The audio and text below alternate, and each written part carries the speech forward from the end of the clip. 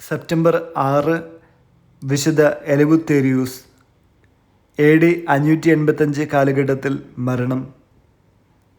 ഇറ്റലിയിൽ സ്പൊളേറ്റോയ്ക്കു സമീപമുള്ള വിശുദ്ധ മാർക്കിൻ്റെ ആശ്രമത്തിലെ ആബട്ടായിരുന്നു എലവുത്തേരിയൂസ്. ലളിത ജീവിതവും അനുതാപ ചൈതന്യവുമായിരുന്നു അദ്ദേഹത്തിൻ്റെ പ്രധാന ഗുണങ്ങൾ. ദൈവം അദ്ദേഹത്തിന് അത്ഭുത പ്രവർത്തനവരം കൊടുത്തിരുന്നു. ആശ്രമത്തിൽ താമസിക്കുവാൻ തുടങ്ങിയപ്പോൾ പിശാച് ബാധിതനായ ഒരു ബാലൻ സൗഖ്യം പ്രാപിച്ചു.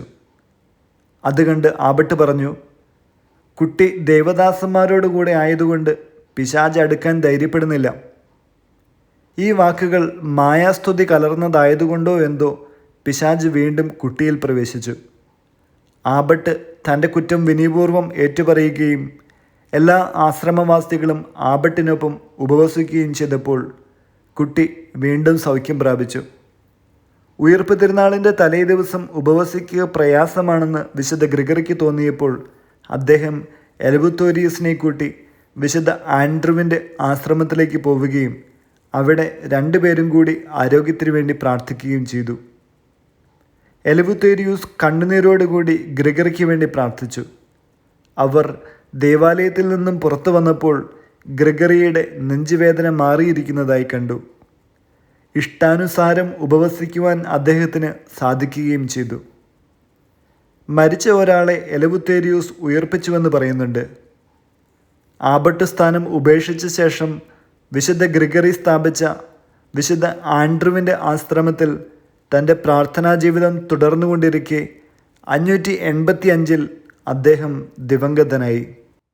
വചനം കൊളോസോസ് 4:6. നിങ്ങളുടെ സംസാരം എപ്പോഴും കരുണാമസൃണവും ഹൃദ്യവുമായിരിക്കട്ടെ. വിചിന്തനം. നാം വചനത്തിൽ വായിച്ചറിയുന്നുണ്ട്, ഒരിക്കൽ താൻ ഇറങ്ങിപ്പോയ ഭവനം അടിച്ചു വൃത്തിയാക്കിയിരിക്കുന്നതായി കണ്ടാൽ സാത്താൻ മറ്റ് 7 പിശാചുകളെ കൂടി കൂട്ടിക്കൊണ്ടുവന്ന് ആ ഭവനത്തിൽ കയറി വാസമുറപ്പിക്കുമെന്നത്. ആബട്ട് എലവുത്തേരിയൂസ് പിശാചിനെ പുറത്താക്കിയപ്പോൾ അദ്ദേഹം അല്പം അധിക പ്രസംഗം കാണിച്ചുപോയി. തൻ്റെ വാക്കിൽ തൻ്റെ വിശുദ്ധി വെളിപ്പെട്ടുപോയി. അത് പിശാച് ഒരവസരമായി കാണുകയും ആ കുട്ടിയിലേക്ക് തന്നെ അപ്പോൾ തന്നെ തിരികെ കയറാനിടയായി തീരുകയും ചെയ്തു. തൻ്റെ തെറ്റ് തിരിച്ചറിഞ്ഞ് അതിനെക്കുറിച്ച് ദൈവത്തോട് പശ്ചാത്തപിച്ച് സംഘാംഗങ്ങൾ വീണ്ടും ഒരുമിച്ച് ഉപവാസത്തോടുകൂടി പ്രാർത്ഥിച്ചപ്പോഴാണ് ആ പിശാച് കളം വിട്ടുപോയത്. ഇതേപോലെ തന്നെയാണ് നമ്മുടെ വ്യക്തിജീവിതത്തിലും.